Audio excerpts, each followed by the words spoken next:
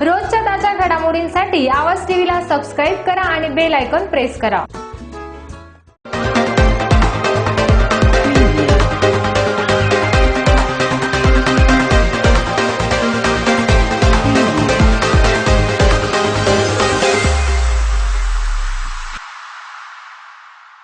परखडवाना संस्कृतीचा साज, सत्याचा शोध, बुलंद आवाज। नमस्कार, आवाज टीव्हीच्या बातमीपत्रात मी मयुरी देशमुख आणि आपले सर्वांचे स्वागत। जाणून घेऊया दिवसभरातील काही ठळक घडामोडी।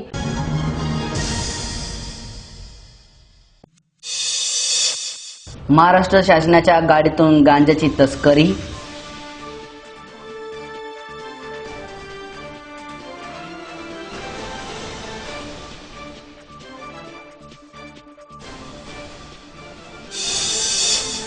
माझी वसुंधरा अभियान अंतर्गत धुळ्यात सभापती आपल्या दारी मोहिमेला आजपासून सुरुवात।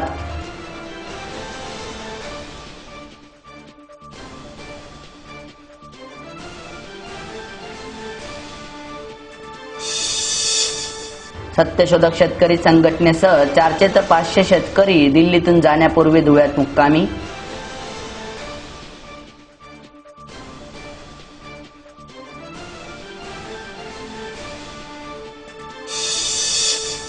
बारा वर्षाचे अशुमन सह 6 मराठा व्हायरस सायकलीने 4 राज्य ओलांडून पानिपतच्या दिशेने रवाना।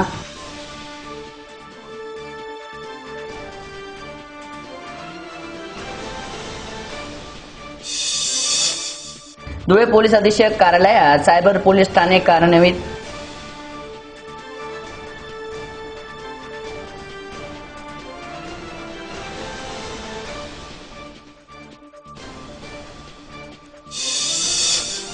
रायगड जिल्ह्यातील आदिवासी समाजात 3 वर्षे वैभवी वर बलात्कार करणाऱ्या नराधमास कारवाई करण्यात यावी। अन्याय अत्याचार निर्मूलन समितीची निदर्शने।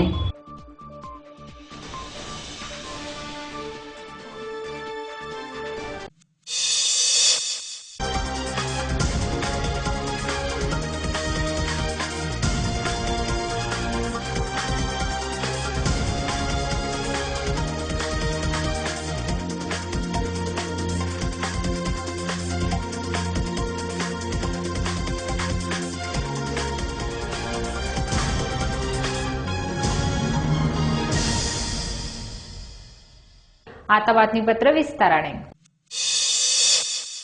रायगड जिल्ह्यातील पेण येथील आदिवासी समाजाचे 3 वर्षीय चिमुरडी कुमारी वैभवी जयराम वाघमारे हिच्यावर अतिप्रसंग करून तिची हत्या करून तिला ठार मारण्याची घटना घडली असून सदर घटना ही माणुसकीला काळिमा फासणारी आहे। या घटनेतील लिंगपिसाट आरोपीसह फाशीची शिक्षा होण्यामकामी विशेष सरकारी वकिलाची नेमणूक करण्यात यावी।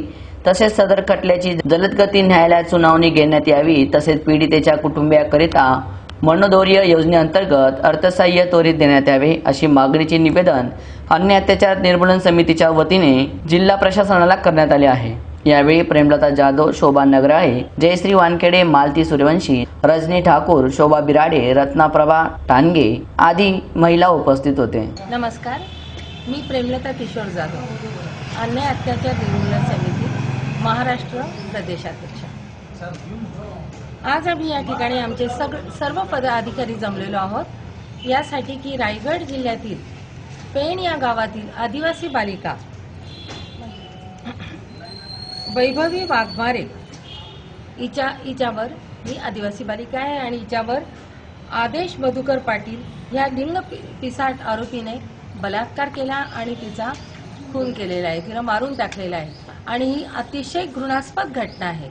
यापुढे ही अशी घटना व्हायला नको।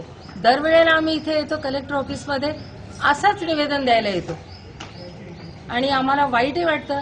आता 3 वर्षाची बालिका ही कोवळी कळली, अजून ती उमललेली पण नव्हती कळली, छोटीशी बालिका ही सुद्धा लोकांना पुरत नाही। तर आरोपीस तुम्ही ताबडतोब त्याला फाशीची शिक्षा देण्यात यावी, अटक करून फाशीची शिक्षा देण्यात यावी ही आम्ही आमच्या समितीतर्फे मागणी करत आहोत। आणि जर यापुढे त्याला असंच मोकाट सोडलं, त्या आरोपीला अटक केली नाही आणि फाशीची शिक्षा दिली नाही तर आम्ही कडक आंदोलनास उतरू, आंदोलन करू अशी मी शासनाला विनंती करते। नवीन वर्षाच्या सुरुवातीला धुळे जिल्हा पोलिसांनी तंत्रज्ञानयुक्त एक पाऊल पुढे टाकत पोलीस अधीक्षक कार्यालयात आजपासून सायबर पोलीस ठाणे कार्यान्वित करण्यात आले आहे. या सायबर पोलीस ठाण्याचे कामकाज पाहण्यासाठी एक पोलीस निरीक्षक, सहाय्यक पोलीस निरीक्षक आणि 10 पोलीस अंमलदार यांची नियुक्ती करण्यात आली आहे.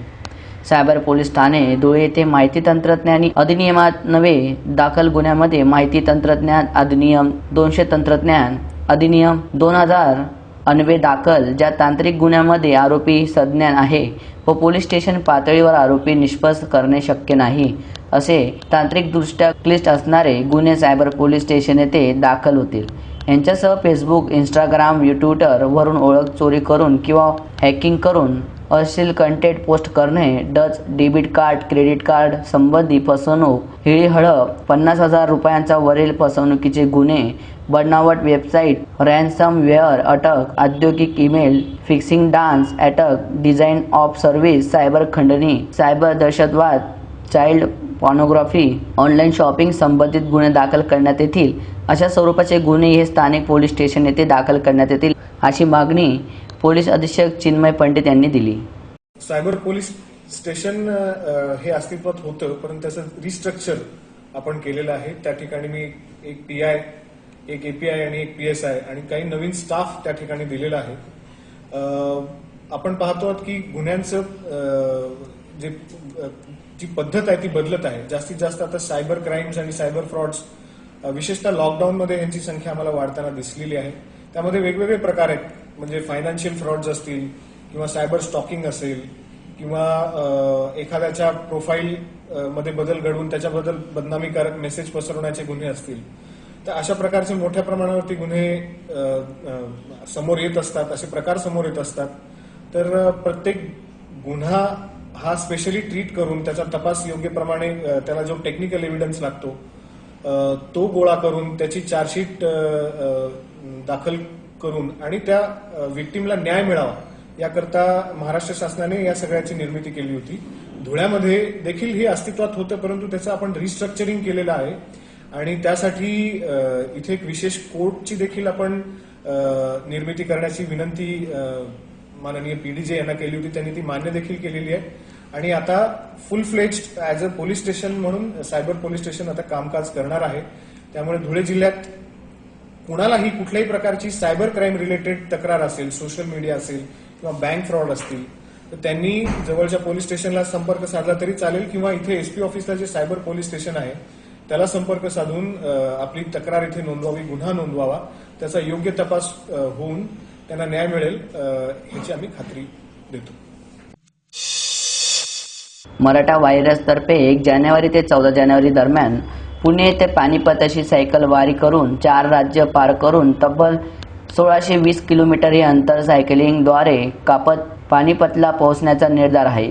14 जानेवारी 1761 साली अहमद शाह अफगाणी व मराठामध्ये पानिपतचे युद्ध झाले. या युद्धादरम्यान मराठ्यांना हार पत्करावी लागतील, परंतु मराठ्यांनी दिलेला लढा आज देखील आठवणीत ठेवला जात आहे. मराठ्यांनी पानिपतच्या युद्धामध्ये दिलेल्या लढ्याची आठवण करून देण्यासाठी मराठा व्हायरस या ग्रुपमधील 6 जण सायकलवारीने धुळ्यामध्ये पोहोचले. धुळेकरतर्फे या 6 जणांचा स्वागत करण्यात आले आहे. या 6 जणांमध्ये 12 वर्षाचा अंशुमन दावडे हा देखील मराठा व्हायरस या ग्रुप बरोबर सायकलवरती पुण्याहून पानिपतच्या दिशेने निघाला आहे. 2 वर्षापूर्वी या 12 वर्षाच्या अंशुमनने पुणे ते वाघा बॉर्डर असा प्रवास सायकलवर केला होता आणि आता तो पुन्हा पुण्याहून पानिपतकडे सायकलवर निघाला आहे. मराठा क्रांती मोर्चा धुळे विभागाच्या वतीने आमच्या मराठा व्हायरस टीमचं भव्य असं स्वागत धुळे शहरामध्ये करण्यात आलं. त्याबद्दल मी प्रथमतः मराठा क्रांती मोर्चा धुळे विभागाचे आभार व्यक्त करतो. आमचं मराठा व्हायरस टीमच्या वतीनं 1 जानेवारी ते 14 जानेवारी 2021 दरम्यान पुणे ते पानिपत ही सायकल मोहीम हाती घेण्यात आलेली आहे.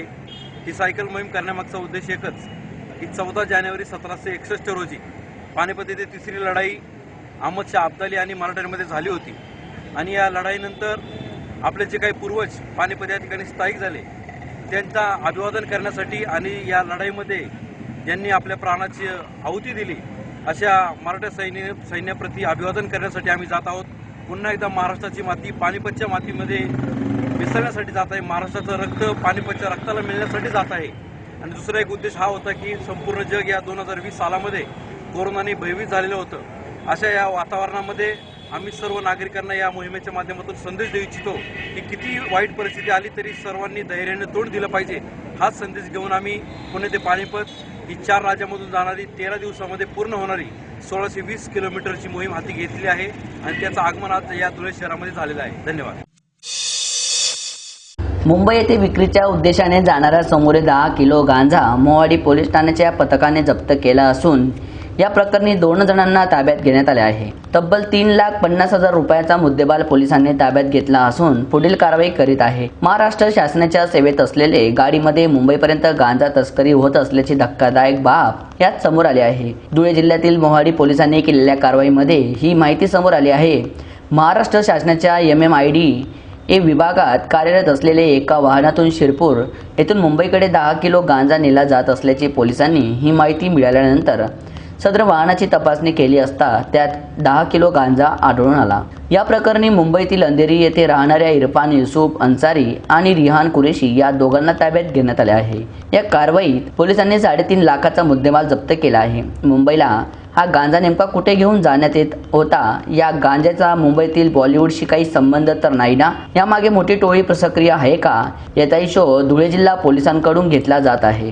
3 जानेवारी 2021 रोजी धुळे जिल्ह्यातील मोहाडी पोलीस स्टेशनची API राजगुरू आणि त्यांच्या टीमला माहिती मिळाली की 2 इसम एका प्रायव्हेट गाडीमध्ये गांजाची वाहतूक करत आहेत आणि त्या गाडीवरती महाराष्ट्र शासन असं स्टिकर लावलेलं आहे. तर नाकाबंदी दरम्यान त्यांना थांबवलं. त्यांची तपासणी केली असता त्यांच्याकडे जवळपास 10 किलो इतक्या वजनाचा गांजा आम्हाला सापडून आलेला आहे. तर गाडी, गांजा आणि सर्व मुद्देमाल एकूण 3,46,000 असा मुद्देमाल त्यांनी जप्त केलेला आहे आणि ही एक अत्यंत चांगली कारवाई आहे. हा गांजा मुंबई येथे विक्रीस जाणार होता अशी आम्हाला माहिती मिळते.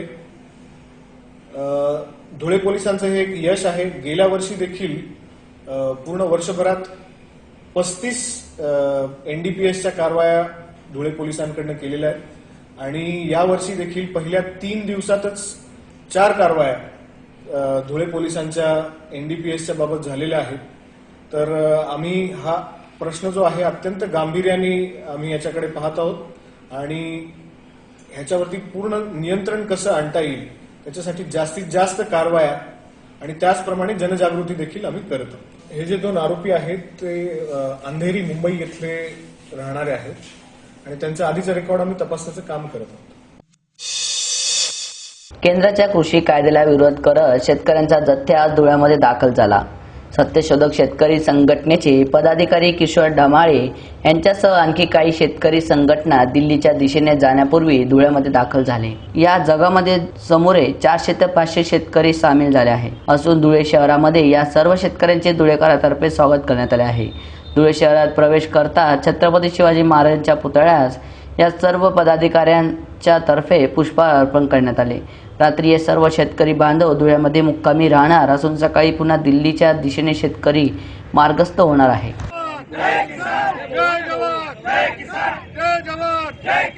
शेतकरी कामगार शेतमजूर एकजुटीचा मुर्दाबाद मुर्दाबाद मोदी सरकार मुर्दाबाद मुर्दाबाद मुर्दाबाद मोदी सरकार मुर्दाबाद. आणि या मोदी सरकारचं करायचं काय? खाली डोकं वर.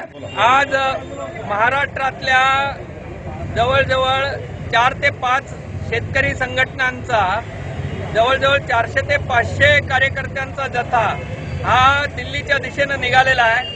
मोदी सरकारने केलेले जे 3 शेतकरी विरोधी कायदे आहेत ते मागे घेतले पाहिजेत, ते रद्द झाले पाहिजेत.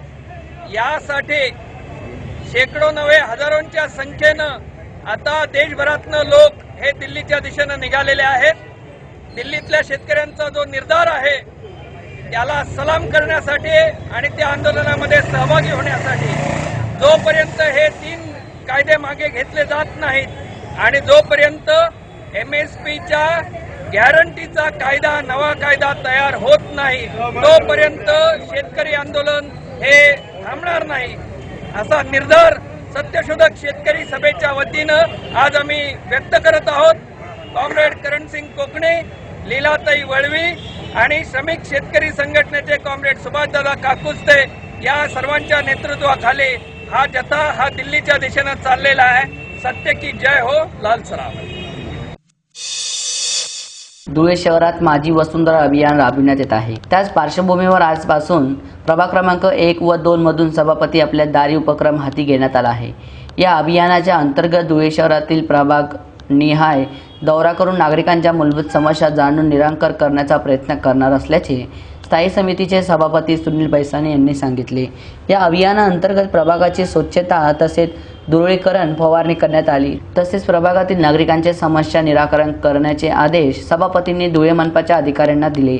या अभियानाच्या वेळी प्रभाग क्रमांक 1 व 2 चे नगरसेवक नरेश चौधरी, वंदना भांबरे, रंगा ठाकरे, प्रतिभा चौधरी, बंटी मासुळे आदी नगरसेवकांसह संबंधित अधिकारी यावेळी उपस्थित होते.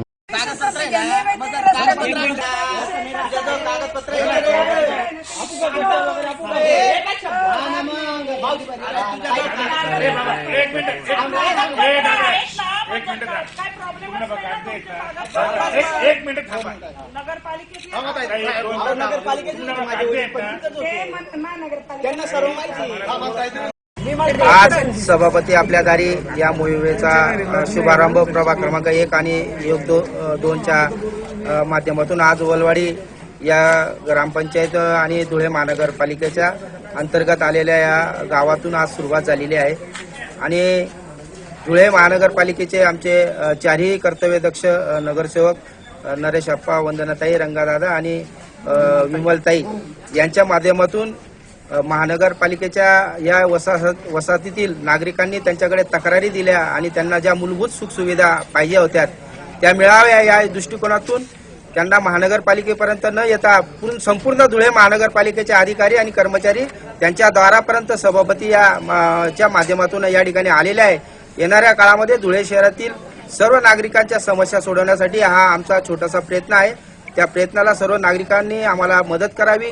धुळे प्रशासन, धुळे शहर, भारतीय जनता पार्टी स्वच्छ आणि सुंदर शहर करण्यासाठी कटिबद्ध आहे असं मी या ठिकाणी आश्वासित करतो. शहर जिल्हा काँग्रेस कमिटी अनुसूचित जाती विभागाच्या वतीने आज दिनांक 3 जानेवारी 2021 रोजी क्रांतीज्योती सावित्रीबाई फुले यांची जयंती गांधी भवन शहागंज औरंगाबाद येथे मोठ्या उत्सवात साजरे करण्यात आले. त्याप्रसंगी औरंगाबाद काँग्रेस कमिटीचे शहर जिल्हाध्यक्ष श्री हिशाम उस्मानी यांनी क्रांतीज्योती सावित्रीबाई फुले यांनी केलेल्या कार्याचा लाखोजोखा सांगितला. तसेच शहर जिल्हा काँग्रेस कमिटी अनुसूचित जाती विभागाचे अध्यक्ष डॉक्टर अरुण शिरसाट यांनी क्रांतीज्योती सावित्रीबाई फुले यांनी स्त्रियांसाठी केलेल्या कार्याचा आढावा सांगितला व स्त्रियांच्या जागरूक होऊन समाज कार्य करण्याची गरज असल्याचे सांगितले. आवाज टीव्हीसाठी अनिल वांडोंकर, औरंगाबाद. जयंतीनिमित्त गांधी भवन येथे आम्ही सर्व काँग्रेस पदाधिकारी, अनुसूचित जाती विभागाचे सर्व पदाधिकारी इकडे जमा झालो आणि आम्ही आज सावित्रीबाई यांना अभिवादन केलं. त्यांचे केलेले समाजामध्ये कार्याचं स्मरण करून आपल्या जीवनामध्ये आपण कसं मनुष्य जातीसाठी चांगले काम करू शकतो याचं आकलन करून जुमानी सगळे कार्यकर्ते समाजहितसाठी काम करणार आहे. सर्व जनतेला आजच्या दिवसाचा मी एक सावित्रीबाई यांना अभिवादन करतो.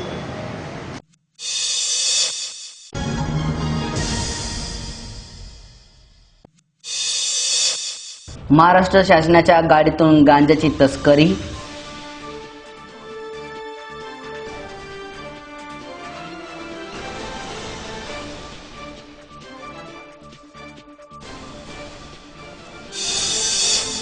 माझी वसुंधरा अभियान अंतर्गत धुळ्यात सभापती आपल्या दारी मोहिमेला आजपासून सुरुवात.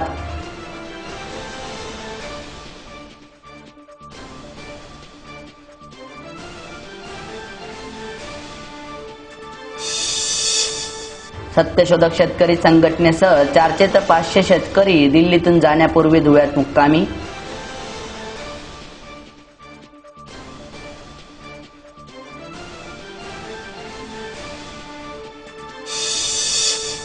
बारा वर्षाचे अंशुमन सह 6 मराठा व्हायरस सायकलीने 4 राज्य ओलांडून पानिपतच्या दिशेने रवाना.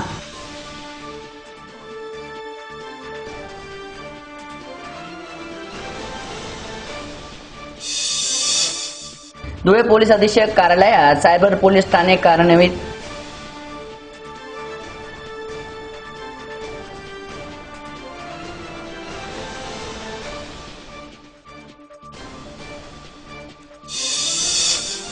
रायगड जिल्ह्यातील आदिवासी समाजात 3 वर्षे वैभवी वर बलात्कार करणाऱ्या नराधमास कारवाई करण्यात यावी. अन्याय अत्याचार निर्मूलन समितीची निदर्शने.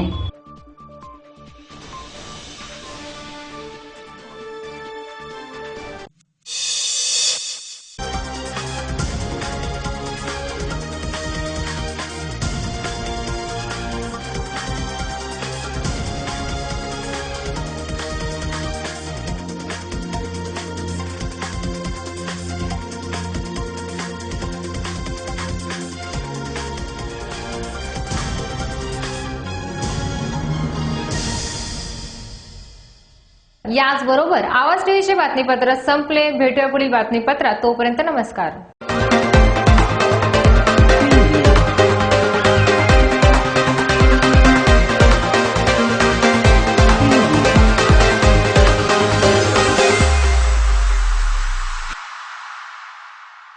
रोजच्या ताज्या घडामोडींसाठी आवाज टीव्हीला सबस्क्राईब करा आणि बेल आयकॉन प्रेस करा.